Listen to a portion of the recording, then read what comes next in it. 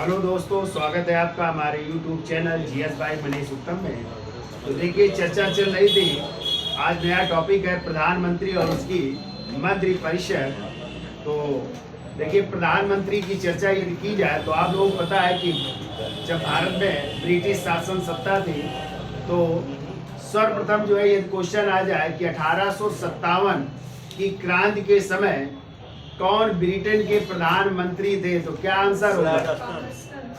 Palmerston थे। कौन थे? पामस्टन थे। और यदि आ जाए जब भारतीय राष्ट्रीय कांग्रेस की स्थापना हुई 1885 में, उस समय जो है ब्रिटेन के प्रधानमंत्री कौन थे? तो ग्लैडस्टन थे। कौन थे? और जब भारत स्वतंत्र हुआ 1947 में, उस समय ब्रिटेन के प्रधानमंत्री कौन थे?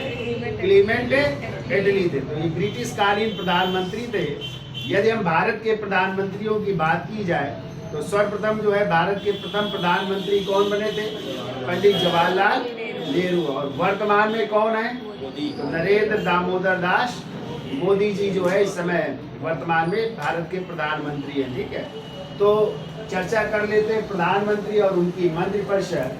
तो देखिए, अनुच्छेद जो 74 कहता है कि राष्ट्रपति को सलाह देने के लिए या राष्ट्रपति और उनकी मंत्रिपरिषद का उल्लेख है। किसमें? अनुच्छेद 74 में।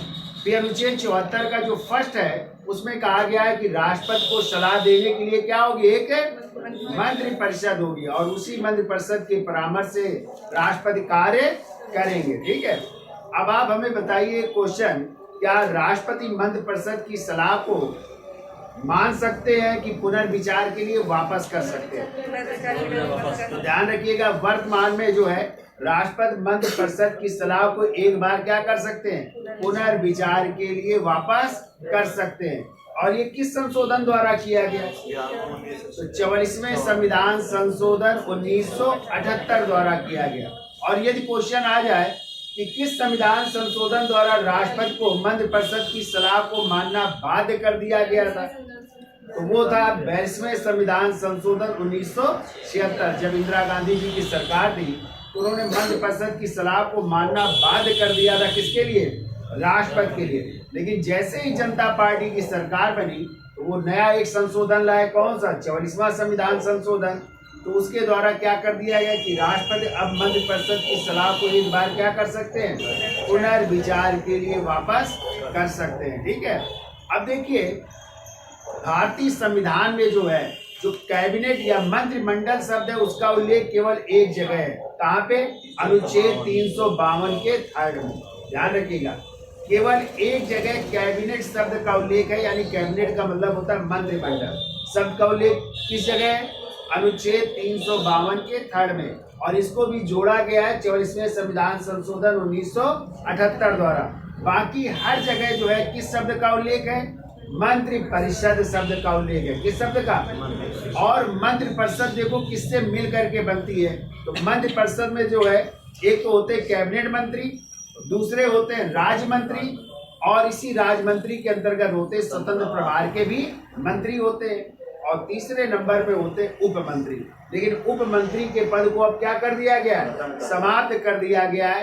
और कहते हैं कांग्रेस के जमाने में अंतिम उप मंत्री के रूप में कुंवारी शैलजा और रामलाल राही ये अंतिम जो है उप मंत्री थे। तब से लेकर के जैसे ही भारतीय जनता पार्टी की सरकार बनी, कोई भी उप मंत्री नहीं होता। या तो कैबिनेट स्तर के मंत्री होंगे, या फिर राज्य मंत्री होंगे, और या फिर स्वतंत्र प्रभार के मंत्री होते हैं। तो कैबिनेट मंत्री यानी कैबिनेट स्तर के मंत्री हो गए। और राज्य मंत्री कौन होते हैं? जो कैबिनेट मंत्री के सहायक होते हैं। ठीक है, उन्हें क्या कहा जाता है? राज्य मंत्री। जैसे आपने देखा होगा, गृह मंत्री गृह राज्य मंत्री, रक्षा मंत्री रक्षा राज्य मंत्री, वित्त मंत्री वित्त राज्य मंत्री, और एक मंत्री होते स्वतंत्र प्रभार। ये किसी के अधीन नहीं होते, ये जो है इनका जो है स्वतंत्र होते हैं अपने विभाग के। ठीक है, वो कहलाते स्वतंत्र प्रभार के मंत्री। तो इनकी भी हम चर्चा करेंगे। तो इस तरह ये मंत्रियों का सिलसिला है। फिर अनुच्छेद 75 जब आप लोग पढ़ेंगे तो 75 में कहा गया है कि प्रधानमंत्री की नियुक्ति कौन करेंगे? राष्ट्रपति करेंगे। क्वेश्चन आता है कि मंत्रिपरिषद किसके प्रति उत्तरदायी होती है? लोकसभा के प्रति। किसके प्रति? अनुच्छेद 75 का थर्ड क्या कहता है कि मंत्रिपरिषद सामूहिक रूप से किसके प्रति उत्तरदायी होती है? लोकसभा। बहुत बार क्वेश्चन पूछा गया है, तो चलिए चर्चा कर लेते हैं। तो पहला लिखिए अनुच्छेद 74, लिखिए अनुच्छेद 74। तो इसमें राष्ट्रपति व मंत्रिपरिषद के संबंधों का उल्लेख है। अनुच्छेद 74 राष्ट्रपति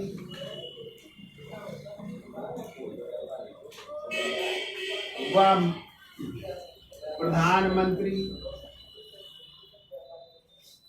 या ऐसे करो, राष्ट्रपति व मंत्रिपरिषद है, राष्ट्रपति व मंत्रिपरिषद के संबंधों का उल्लेख, के संबंधों का उल्लेख है इसमें। संबंधों का उल्लेख, ठीक है। फिर वो 74 का फर्स्ट नंबर, अनुच्छेद 74 का फर्स्ट, और 74 का फर्स्ट कहता है कि राष्ट्रपति को कर्तव्यों का या उनके कृत्यों का निर्वहन करने के लिए क्या होगी? मंत्री परिषद होगी। तो देखो, राष्ट्रपति को, राष्ट्रपति को उसके कृत्यों या कार्यों, कुछ भी नहीं, कृत्यों या कार्यों का प्रयोग करने में, कार्यों का प्रयोग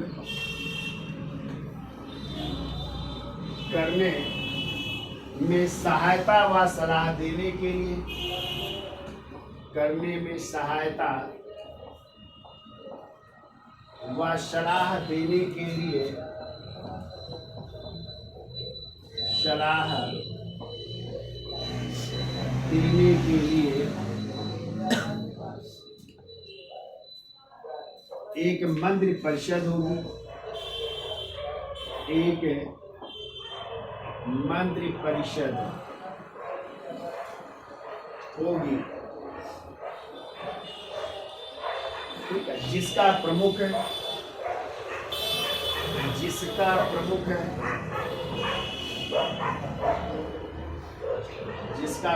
प्रधानमंत्री होगा, प्रधानमंत्री होंगे, प्रधानमंत्री होंगे। मंत्रिपरिषद का प्रमुख कौन होगा? प्रधानमंत्री होगा, ठीक है। और राष्ट्रपति उसके सलाह के अनुसार कार्य करेगा, और राष्ट्रपति उसकी सलाह के अनुसार, उसकी सलाह के अनुसार कार्य करेगा। ये कहता है अनुच्छेद 74 का फर्स्ट है कि राष्ट्रपति को उसके कार्यों का प्रयोग करने में सहायता व सलाह देने के लिए एक मंत्रिपरिषद होगी। मंत्रिपरिषद का प्रमुख कौन होगा? प्रधानमंत्री होगा, और राष्ट्रपति उसी की सलाह के अनुसार क्या करेगा? कार्य करेगा, ठीक है। नोट करके लिख लो, नोट करके लिखिए। अभी हमने आपको बताया था कि राष्ट्रपति मंत्रिपरिषद की सलाह को क्या मानने के लिए बाध्य है? अब बाध्य नहीं है। मंत्रिपरिषद की सलाह को एक बार क्या कर सकता है? पुनर्विचार के लिए वापस कर सकता है। और ये किस संशोधन द्वारा किया गया? 44वें संविधान संशोधन 1978, जबकि 22वें संविधान संशोधन द्वारा उनको सलाह मानने के लिए बाध्य कर दिया गया था, ठीक है। लेकिन वर्तमान में ये एक बार पुनर्विचार के लिए क्या कर सकते हैं? वापस कर सकते हैं। तो देखो, राष्ट्रपति मंत्रिपरिषद की सलाह को, राष्ट्रपति मंत्रिपरिषद की सलाह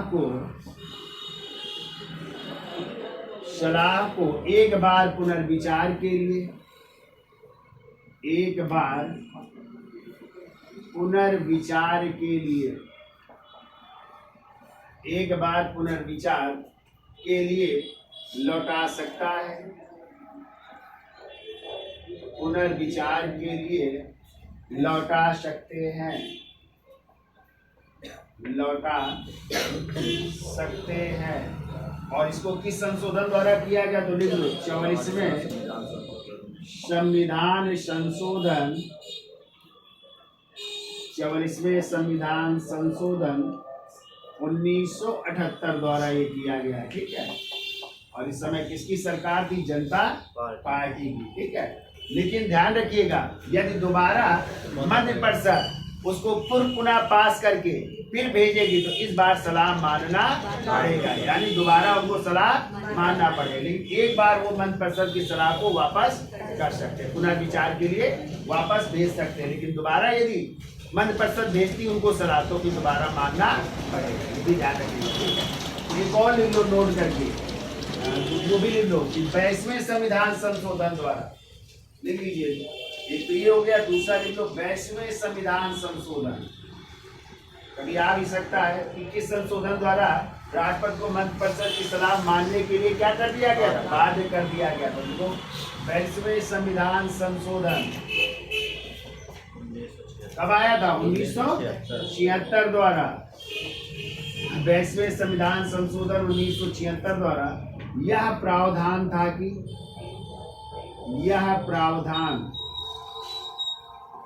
कि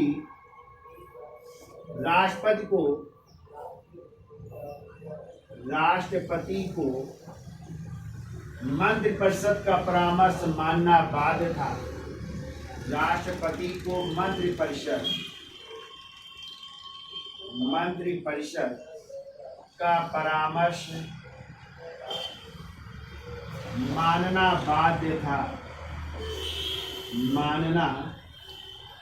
बाध्य था, ठीक है।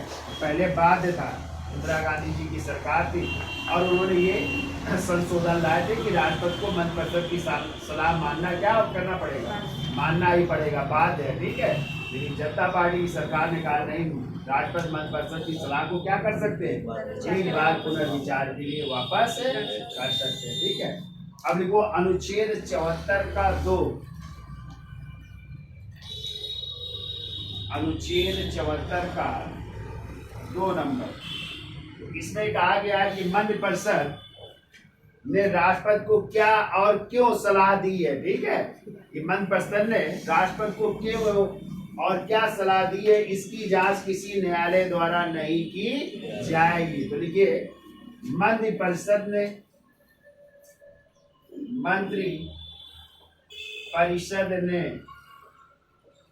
राष्ट्रपति को क्या और क्यों सलाह दी है, क्या और क्यों सलाह दी है, इसकी जांच किसी न्यायालय द्वारा नहीं की जाएगी। इसकी जांच किसी न्यायालय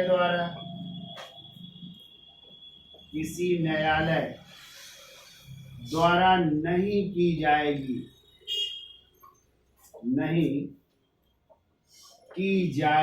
ठीक है।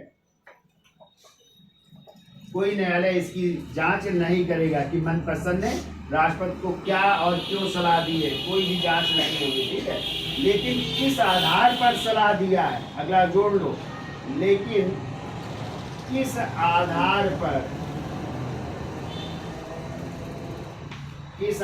पर सलाह दिया है, इसकी जांच की जा सकती है। किस आधार पर सलाह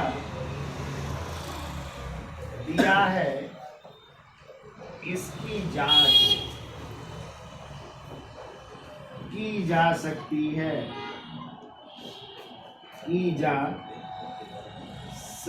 है, आधार क्या है, उसकी जांच की जा सकती है, ठीक है।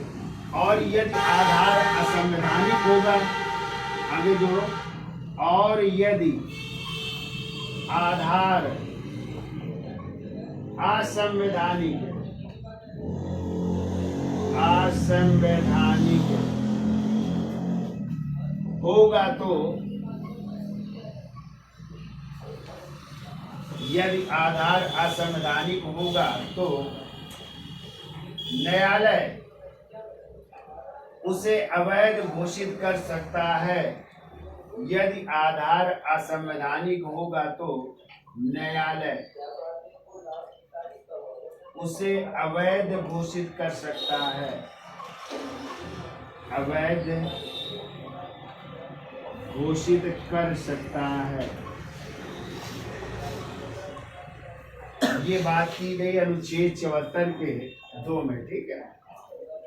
तो इसका स्क्रीनशॉट ले लो, आगे चलते हैं। तो हमने आपको बताया था भारतीय संविधान के अनुच्छेद 352 में ही किस शब्द का उल्लेख है? मंत्रिमंडल या कैबिनेट शब्द का उल्लेख है। और बाकी हर जगह किस शब्द का उल्लेख है? मंत्रिपरिषद का उल्लेख है। तो लिखिए, अगला पॉइंट लिखिए। देखो, भारतीय संविधान में लिखिए, भारतीय संविधान में अनुच्छेद 352 के 3 में, अनुच्छेद 352 के 3 में मंत्रिमंडल या कैबिनेट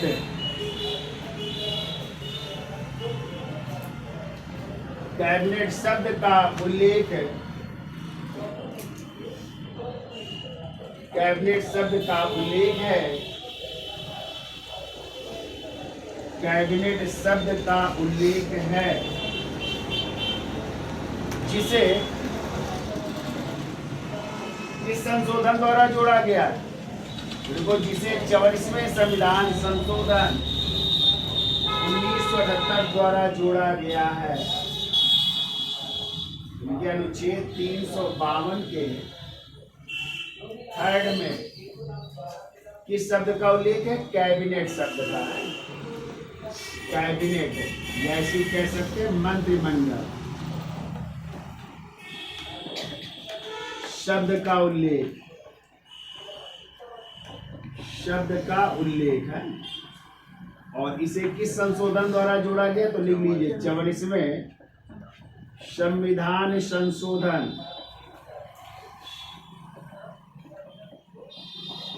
1978 द्वारा जोड़ा गया है, ठीक है। देखो, अनुच्छेद 352 के अतिरिक्त भारतीय संविधान में, अनुच्छेद 352 के अतिरिक्त भारतीय संविधान में, भारतीय संविधान में कैबिनेट या मंत्रिमंडल शब्द का उल्लेख नहीं है। कैबिनेट या मंत्रिमंडल शब्द का उल्लेख नहीं है। शब्द का उल्लेख नहीं है, जबकि मंत्रिपरिषद का है। जबकि मंत्रिपरिषद का है। मंत्रिपरिषद का, कैबिनेट का उल्लेख सिर्फ 352 में, बाकी सब जगह किसका उल्लेख है? मंत्रिपरिषद का, ठीक है। फिर देखिए अगला पॉइंट, मंत्रिपरिषद एक बृहद प्रकार का स्वरूप है। मंत्रि परिषद एक बृहद प्रकार का, एक बृहद प्रकार का समूह है। बृहद प्रकार का समूह है, ठीक है, जिसमें 3 प्रकार के, जिसमें 3 प्रकार के मंत्री होते हैं। 3 प्रकार के मंत्री होते हैं, जबकि इसके 4 स्तर हैं। जबकि इसके 4 स्तर हैं। ठीक है, तो एक में लिख लो मंत्री एक तरफ और दूसरी तरफ लो स्तर है। तो मंत्री 3 है, स्तर कितने हैं? 4। तो मंत्री कौन कौन होते हैं? तो पहला लिखिए कैबिनेट मंत्री। कैबिनेट मंत्री, ठीक है। और कैबिनेट मंत्री में स्तर कौन कौन से हो जाते हैं? तो कैबिनेट मंत्री में ही पहला नाम हो जाएगा प्रधानमंत्री। प्रधानमंत्री भी तो हैं, मंत्री हैं। और दूसरे नंबर में इसके स्तर में आ जाएंगे सभी जो है कैबिनेट मंत्री हैं। कैबिनेट मंत्री आ जाएंगे। तो कैबिनेट मंत्री लगभग 5-6 विभाग होते हैं ना जो कैबिनेट स्तर के मंत्री होते हैं। गृह मंत्री, वित्त मंत्री, रक्षा मंत्री ना, विदेश मंत्री, ये सब कैसे होते हैं? कैबिनेट स्तर के मंत्री होते हैं। ठीक है, अब दूसरा स्तर लिखिए। दूसरा मंत्री स्वतंत्र, या दूसरे में लिख लो, दूसरे के 2 पार्ट है। तो दूसरे के 2 पार्ट है, तो ए लिखो राज्य मंत्री। राज्य मंत्री। और बी नंबर लिख लो स्वतंत्र प्रभार के मंत्री। स्वतंत्र प्रभार के मंत्री। तो देखो जो राज्य मंत्री होते हैं, तो राज्य मंत्री जो है किसके अधीन कार्य करते हैं? कैबिनेट मंत्री के अधीन कार्य करते हैं। ठीक है, तो लिख लो कैबिनेट मंत्री के अधीन। कैबिनेट मंत्री के अधीन होते हैं। कैबिनेट मंत्री के अधीन होते हैं। ठीक है, और जो ये होते हैं इनको भी लिख लो, ये स्वतंत्र प्रभार के ही होते हैं। ठीक है, इनके लिए स्वतंत्र प्रभार, इसी में ए नंबर और बी नंबर, ये स्वतंत्र प्रभार के होते हैं। स्वतंत्र प्रभार मंत्री, मतलब ये किसी के अधीन नहीं होते हैं। ठीक है, ये कैबिनेट मंत्री के अधीन है, कार्य नहीं, इनका खुद अपना स्वतंत्र विभाग होता है। तो ये स्वतंत्र, तो देखिए ये स्वतंत्र प्रभार के मंत्री हो गए, या इनको कह सकते हैं कैबिनेट मंत्री के सहायक होते हैं। कैबिनेट मंत्री के सहायक, जैसे अभी हमने आपको बताया वित्त मंत्री, तो वित्त मंत्री जैसे कौन है? निर्मला सीतारमण। और उन्हीं के जो है जो राज्य मंत्री है वो इस समय जो है अनुराग, कौन है? अनुराग ठाकुर है, वित्त राज्य मंत्री है ना। तो वो कैबिनेट मंत्री के अधीन कार्य करते हैं ना, या सहायक के रूप में कार्य करते हैं, वो कहलाते हैं क्या? राज्य मंत्री है। और जो ये होते हैं जो कैबिनेट मंत्री के अधीन, ये सहायक होते हैं, सहायक के रूप में कार्य करते हैं। और ये जो स्वतंत्र प्रभार के मंत्री होते हैं, ये स्वतंत्र रूप से कार्य करते हैं, ये किसी के अधीन नहीं होते हैं। और तीसरे नंबर के जो मंत्री होते हैं, हमने आपको बताया था, तीसरे नंबर के मंत्री होते हैं उप मंत्री। कौन होते हैं? उप मंत्री। ठीक है, तो ये उप मंत्री होते हैं। तो चौथा स्तर है उप मंत्री का, यानी एक तो कैबिनेट मंत्री हो गए, फिर एक राज्य मंत्री, और ये नंबर है उप मंत्री का। लेकिन अब उप मंत्री का पद किसी को नहीं दिया जाता। ठीक है, उप मंत्री का मतलब होता है कनिष्ठ या सबसे छोटा मंत्री। कनिष्ठ है या छोटा मंत्री भी कह सकते हैं। ठीक है, तो ये उप मंत्री होते हैं।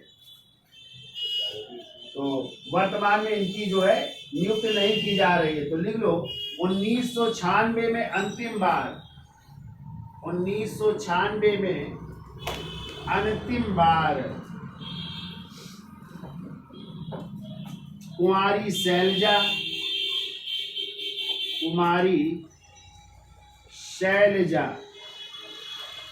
व रामलाल राही, ठीक है, उप मंत्री थे। इसके बाद कोई नहीं बना, यानी 96 तक ये लोग रहे, ठीक है। फिर इसके बाद कोई उप मंत्री नहीं बना, तब से केवल अब कैबिनेट मंत्री या राज्य मंत्री या स्वतंत्र प्रभार के मंत्री होते हैं। तो ये 3 मंत्रियों की श्रेणी हो गई और ये 4 उनके क्या हो गए स्तर, क्योंकि इसमें किसको जोड़ देंगे, प्रधानमंत्री भी जुड़ जाते हैं, ठीक है। इसलिए स्तर हो जाते हैं 4, बाकी वही है कैबिनेट मंत्री, राज्य मंत्री, स्वतंत्र प्रभार के मंत्री और उप मंत्री। केवल क्या जुड़ गए हैं इसमें, प्रधान, क्योंकि प्रधानमंत्री भी तो कैबिनेट मंत्री होते हैं ना, तो वो जुड़ जाए। उनको भी तो विभाग होते हैं ना, परमाणु विभाग संबंधित सब विभाग उन्हीं के अंडर में होते हैं ना, परमाणु से लेकर के सब विभाग उन्हीं के अंडर में होते हैं। तो ये तो हो गई मंत्रियों का जो है प्रकार और मंत्रियों का स्तर है, कैसे मंत्रिपरिषद बनती है, ठीक है। तो इसका स्क्रीनशॉट ले लो, अब आगे चलते हैं। तो देखिए, यदि प्रधानमंत्री की बात की जाए कि विश्व में प्रथम प्रधानमंत्री कौन बने, तो आपको वो नाम याद रखना होगा, रॉबर्ट वालपोल, ठीक है। ये ब्रिटेन के प्रथम प्रधानमंत्री बने थे और इन्होंने इस सर्वप्रथम बजट प्रस्तुत किया था ब्रिटेन की संसद में, ठीक है। तो बजट किस भाषा का शब्द है, बूजेट, और बूजेट जो है फ्रांसीसी भाषा का शब्द है और इसका अर्थ होता है चमड़े का थैला। तो सर्वप्रथम बजट प्रस्तुत करने का श्रेय किसे दिया गया है, रॉबर्ट वालपोल, ठीक है। तो लिखिए पहला पॉइंट तो यही लिखिए, सर्वप्रथम रॉबर्ट वालपोल को ब्रिटेन का प्रधानमंत्री बनाया गया। सर्वप्रथम रॉबर्ट वालपोल को, ये याद रखिएगा आप लोग, वालपोल को ब्रिटेन का प्रधानमंत्री बनाया गया, ब्रिटेन का प्रधानमंत्री। तो ये सर्वप्रथम ब्रिटेन के प्रधानमंत्री बन रहे हैं, ठीक है। यहाँ से इस पद की शुरुआत हुई।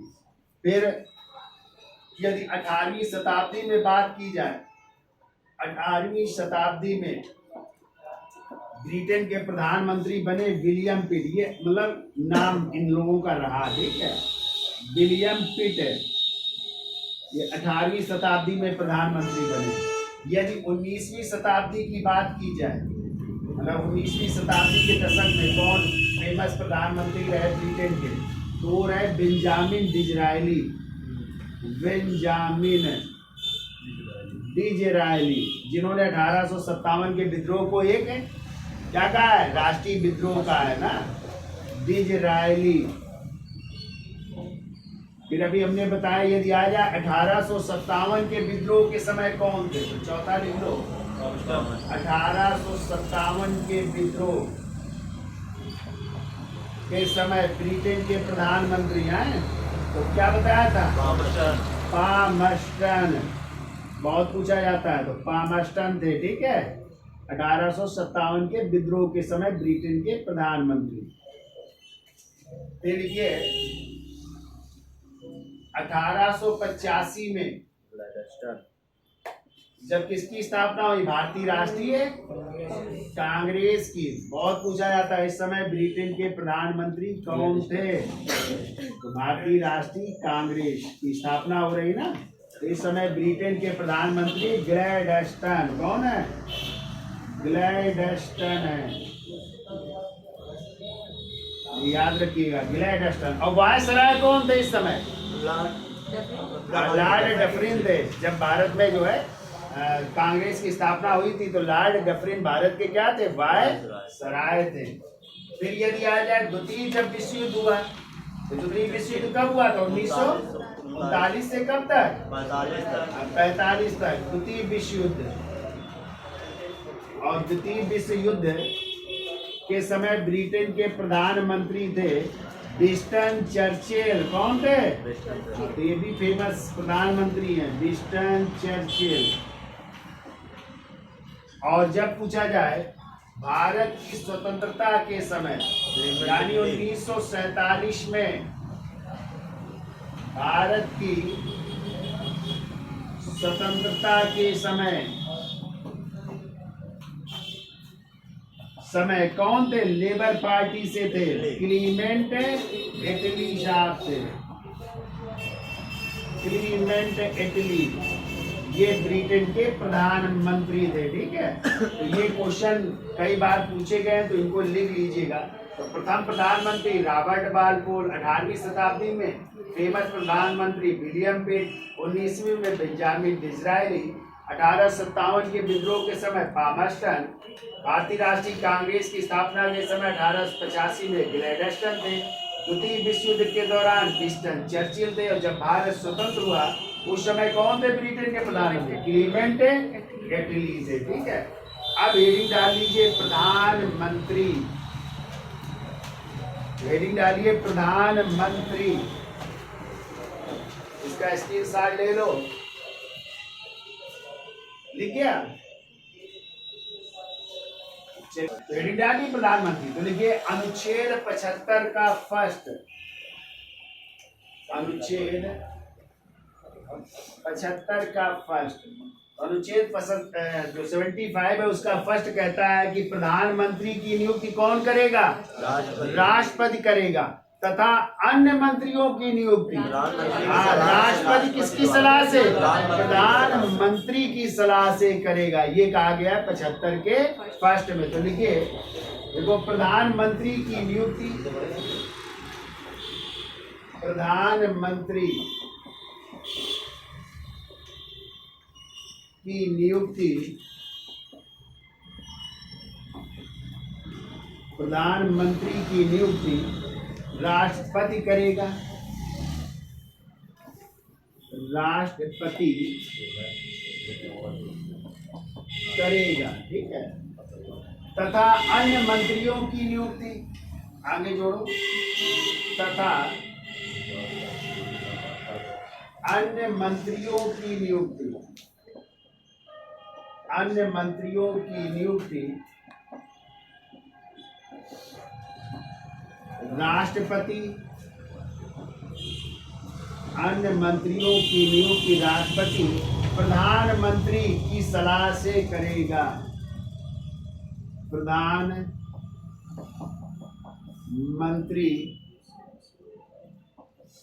की सलाह से करेगा, की सलाह से करेगा। यानी प्रधानमंत्री जिसको चाहेंगे वही क्या बन सकता है? मंत्री बन सकता है। ठीक है, तो लिखिए अनुच्छेद 75 का 2, अनुच्छेद 75 का 2 कहता है जितने भी मंत्री हैं वो राष्ट्रपति के प्रसाद पर्यंत पद धारण करेंगे, यानी जब तक राष्ट्रपति जी चाहेंगे, ठीक है, वो पद पर बने रहेंगे। ठीक है, तो यहाँ पे राष्ट्रपति का चाहना, प्रधानमंत्री का चाहना, क्योंकि वास्तविक कौन होता है? राष्ट्रपति। कार्य नाम मात्र के होते हैं राष्ट्रपति, जब वास्तविक शक्ति किसके पास होती है? प्रधानमंत्री के पास। तो देखिए 75 के 2 में लिखिए, इसके अंतर्गत, इसके अंतर्गत राष्ट्रपति के इसके अंतर्गत लिखो मंत्रीगण है, इसके अंतर्गत मंत्रीगण राष्ट्रपति के, मंत्रीगण राष्ट्रपति के प्रसाद पर्यंत, राष्ट्रपति के प्रसाद पर्यंत पद धारण करते हैं, पद धारण करते हैं, परंतु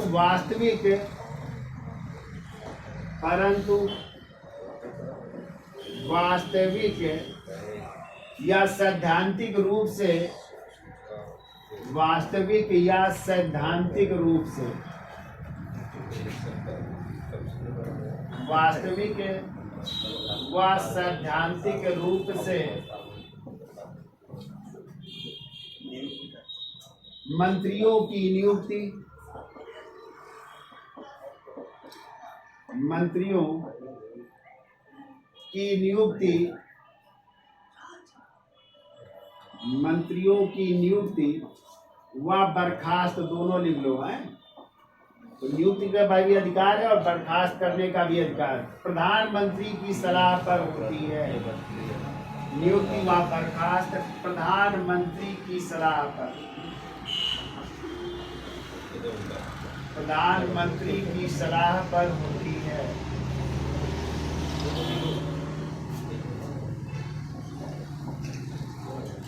ठीक है, तो क्या कहा गया? मंत्रीगण राष्ट्रपति के प्रसाद पद धारण करेंगे, लेकिन वास्तविक व सैद्धांतिक रूप से मंत्रियों की नियुक्ति व बर्खास्तगी का अधिकार किसके पास होता है? प्रधानमंत्री की सलाह पर राष्ट्रपति करते हैं। ठीक है, अब लिखो अनुच्छेद 75 का थर्ड, अनुच्छेद 75 का थर्ड, ये बहुत इंपॉर्टेंट है। तो पूछा गया है मंत्रिपरिषद सामूहिक रूप से किसके प्रति उत्तरदायी होती है? लोकसभा के प्रति। तो लिखिए मंत्रिपरिषद सामूहिक रूप से,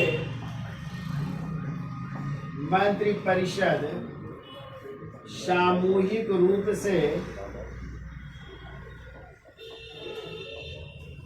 से लोकसभा के प्रति उत्तरदायी होती है। लोकसभा के प्रति उत्तरदायी होती है। ठीक है, यदि लोकसभा भंग हो जाएगी तो मंत्री भी क्या हो जाएगी? समाप्त हो जाएगी मंत्री का पद। इसलिए किसके प्रति उत्तरदायी होती है? लोकसभा के प्रति उत्तरदायी होती है समस्त मंत्रिपरिषद। ठीक है, परंतु मंत्रियों का व्यक्तिगत दायित्व, देख लो आगे, परंतु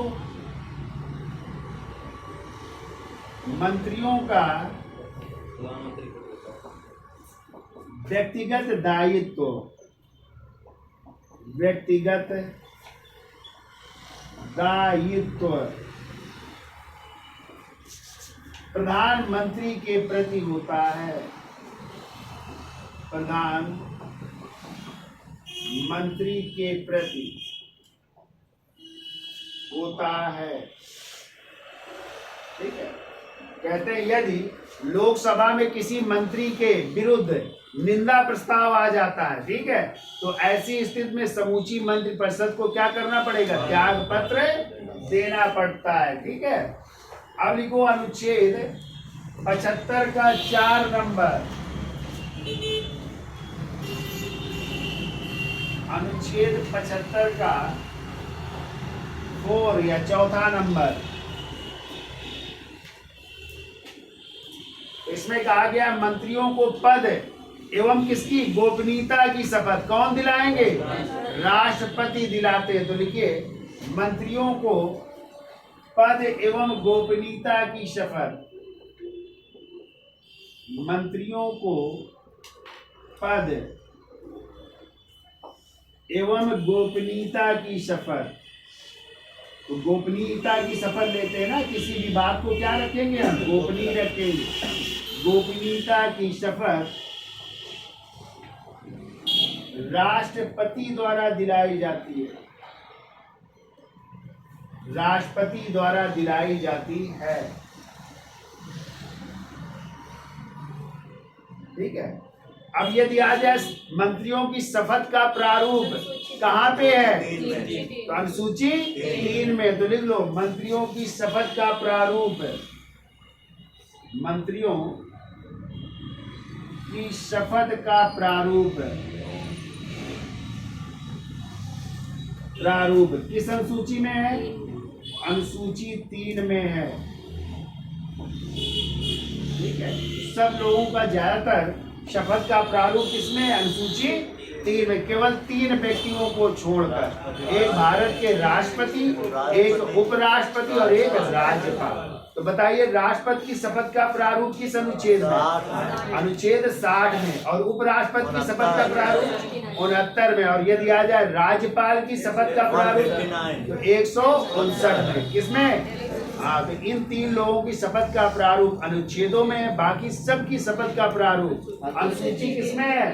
3 में है। ठीक है, तो ये जितने भी मंत्री होते हैं ये जो है किसकी शपथ लेते हैं? मंत्री पद की शपथ लेते हैं, ना कि विभाग की। ठीक है, विभाग का बंटवारा तो बाद में करते हैं ना प्रधानमंत्री की। आपको गृह मंत्रालय मिलेगा, आपको वित्त केवल ये मंत्री के रूप में शपथ लेंगे। फिर विभागों का बंटवारा बाद में नहीं दिया जाता कि आप खेल मंत्री बनोगे, आप कृषि मंत्री बनोगे, आप विदेश मंत्री बनोगे ना, तो बंटवारा बाद में किया जाता है। ठीक है, अब लिखिए अनुच्छेद 75 का 5, तो लिखिए अनुच्छेद 75 का 5, तो इसका स्क्रीनशॉट ले लो।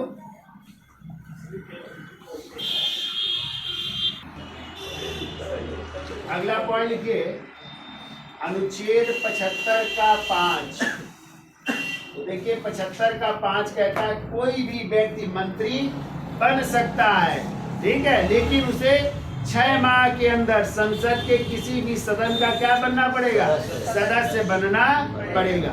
यदि आप कुछ भी नहीं है तो भी मंत्री बन सकते, लेकिन 6 महीने के अंदर या तो आपको लोकसभा का सदस्य बनना पड़ेगा या राज्यसभा का सदस्य बनना पड़ेगा। ठीक है, नहीं तो आपका मंत्री पद समाप्त हो जाएगा। तो लिखिए कोई भी व्यक्ति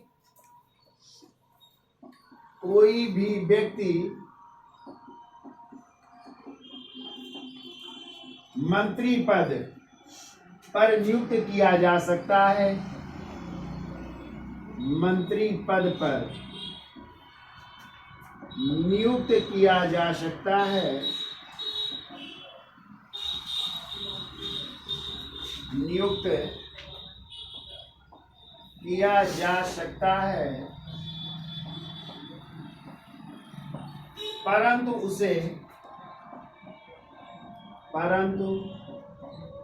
उसे 6 माह के अंदर 6 माह के अंदर संसद के किसी भी सदन का, संसद के किसी भी सदन का, किसी भी सदन का सदस्य बनना पड़ेगा, सदस्य बनना पड़ेगा। ठीक है, या तो लोकसभा का सदस्य बन जाए या राज्यसभा का सदस्य निर्वाचित हो जाए। ठीक है, उसे बनना पड़ेगा। अब देखो अनुच्छेद 75 का 6 नंबर, अनुच्छेद 75 का 6 नंबर, तो कहा गया है कि संसद समय समय पर, ठीक है, कानून बना करके मंत्रियों के वेतन और भत्ते का निर्धारण कर सकता है। तो देखिए संसद समय समय पर, संसद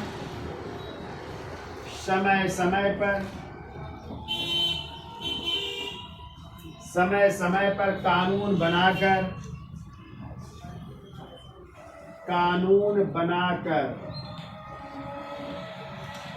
मंत्रियों के वेतन व भत्ते का, मंत्रियों के वेतन व भत्ते का निर्धारण कर सकता है, निर्धारण करते हैं या निर्धारण कर सकता है, निर्धारण करते हैं। ठीक है, अब देखिए एक और अनुच्छेद जोड़ा गया है, तो लिखिए अनुच्छेद 75 के फर्स्ट का नंबर, ठीक है, और इसको जोड़ा गया है 91वें संविधान संशोधन, 91वें संविधान संशोधन 2003 द्वारा है। तो इस संशोधन में क्या किया गया है, तो थोड़ा सा जान लीजिए। इसमें कहा गया है चाहे वो केंद्र में हो चाहे वो राज्य में हो, अब मंत्रियों की संख्या कितनी होगी, उस मान लो लोकसभा, जैसे केंद्र की बात की जाए तो लोकसभा की कुल सदस्य संख्या का 15% से अधिक मंत्री नहीं बनेंगे। ऐसे राज्यों में भी जो बड़े राज्य है वहां की भी विधानसभा की कुल सदस्य संख्या का 15% से अधिक मंत्री नहीं बनेंगे। लेकिन जो छोटे राज्य हैं वहां पे कहा गया अधिकतम 12, लोगों को मंत्री बनाया जा सकता है। कितने लोगों को? और जबकि दिल्ली के लिए प्रावधान किया गया है कि वहां की विधानसभा की कुल सदस्य संख्या का 10%, कितने 10% मंत्री बनाए जाएंगे। जैसे दिल्ली में कितनी है सीटें विधानसभा की? 70, और 70 का 10% निकालोगे तो 7 मंत्री बन सकते हैं। जैसे लोकसभा में कितने सदस्य संख्या? 543, वर्तमान में कितनी है? और 543 का यदि 15% निकालोगे उतने मंत्री होंगे। जैसे अपने उत्तर प्रदेश की बात की जाए, उत्तर प्रदेश में विधानसभा की सीटें कितनी है? 403, उसका 15% निकाल लोगे तो जितने आएंगे उतने ही मंत्री बनेंगे। बहुत ज्यादा मंत्री अब नहीं बनाए जाएंगे। तो ये संशोधन कब किया गया? 91वें संविधान संशोधन 2003 द्वारा। और कौन सा अनुच्छेद जोड़ा गया? 75 के फर्स्ट का। ठीक है, तो अब कुल सदस्य संख्या का कितने % मंत्री? 15% लोकसभा का और राज्यों में विधानसभा का। ठीक है, तो लिखिए इसमें मंत्रियों की कुल संख्या, मंत्रियों की कुल संख्या लोकसभा, केंद्र की हम बात कर रहे हैं, लोकसभा प्लस राज्यों की विधानसभा। यदि राज्य की बात की जाए तो राज्यों की विधानसभा, राज्यों की विधानसभा के कुल सदस्यों, विधानसभा के कुल सदस्यों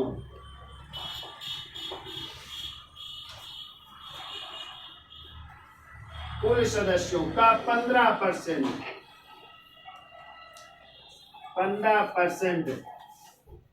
ही मंत्री बनाए जाएंगे,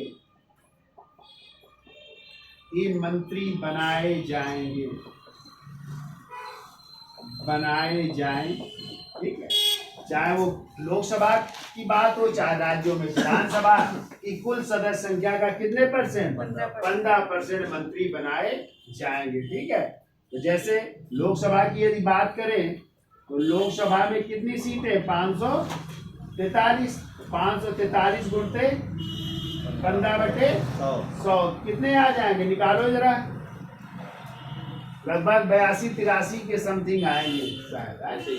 कितने आएंगे? देखो शायद 82 मंत्री बन पाएंगे। देखिएगा, 82 मंत्री बन पाएंगे। ठीक है, कहाँ पे? केंद्र में आया ना 82।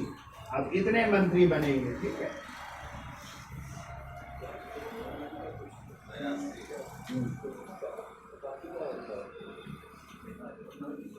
ठीक है, नहीं आया? निकाल सकते, वैसे आएंगे ना। फिर लिखो अगला पॉइंट, लिखो छोटे राज्यों में, जो छोटे राज्य है, देखो छोटे राज्यों में अधिकतम 12 मंत्री बनाए जाएंगे।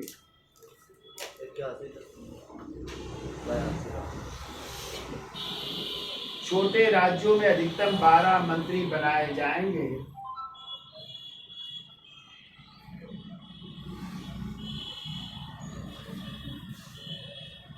ठीक है, 12 ही मंत्री बनेंगे। छोटे राज्य जो जहाँ पे विधानसभा मान लो 40 सीटें हैं, कहीं पे 32 सीटें हैं।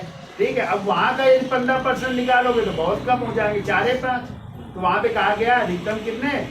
12 मंत्री बन सकते हैं। जबकि दिल्ली में हमने बताया 7, वहां पे 10% की बात की गई। ठीक है, अब लिखो अनुच्छेद 77, अनुच्छेद 77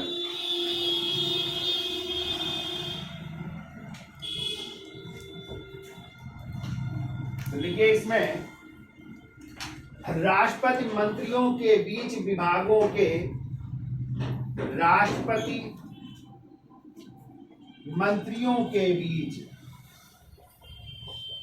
राष्ट्रपति मंत्रियों के बीच विभागों के कार्य आवंटन, विभागों के कार्य आवंटन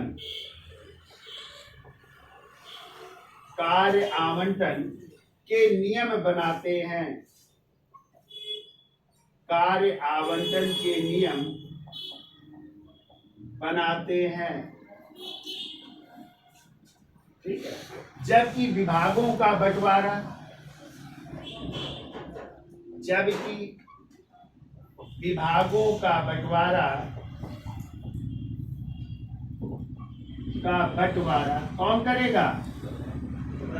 प्रधानमंत्री। देखो, जबकि विभागों का बंटवारा प्रधानमंत्री द्वारा किया जाता है,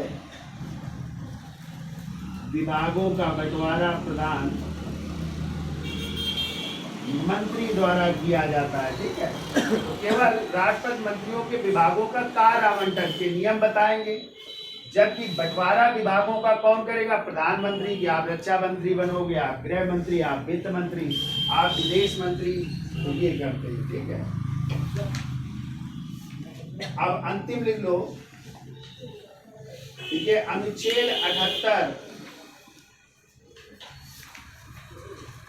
अनुच्छेद 78 कहता है, लिखिए, देखो, प्रधानमंत्री, देखिए अनुच्छेद 78, देखो, प्रधानमंत्री मंत्रिमंडल में लिए गए निर्णयों की सूचना, प्रधानमंत्री मंत्रिमंडल में लिए गए निर्णयों की सूचना किसको देंगे? राष्ट्रपति को देते हैं। सूचना राष्ट्रपति को देते हैं।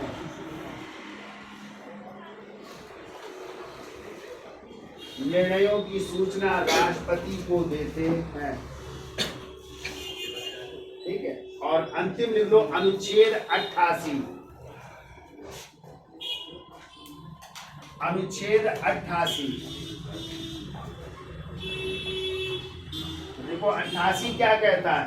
कहता है मंत्रियों को, जो मंत्री बन जाते हैं, उनको किसी भी सदन में बोलने की क्या होती है? अनुमति। वो लोकसभा में भी बोल सकते हैं और राज्यसभा में, लेकिन उनको मतदान का अधिकार अपने ही सदन में होता है, जिस सदन के वो सदस्य होते हैं। लोकसभा के हैं तो लोकसभा में मतदान करेंगे, राज्यसभा के हैं तो राज्यसभा। लेकिन यदि मंत्री हैं तो उनको संसद के दोनों सदनों में अपनी बात रखनी होगी, यानी दोनों सदनों में वो बोल सकते हैं, ठीक है, परंतु मतदान अपने ही सदन में करेंगे। तो लिखिए अंतिम पॉइंट, देखो, मंत्रियों को किसी भी सदन में बोलने का अधिकार होता है। मंत्रियों को किसी भी सदन में बोलने का अधिकार होता है, बोलने का अधिकार होता है, परंतु मतदान वो अपने ही सदन में करेंगे, परंतु मतदान वो अपने ही सदन में करेंगे जिसके वह सदस्य हैं, जिसके वह सदस्य हैं।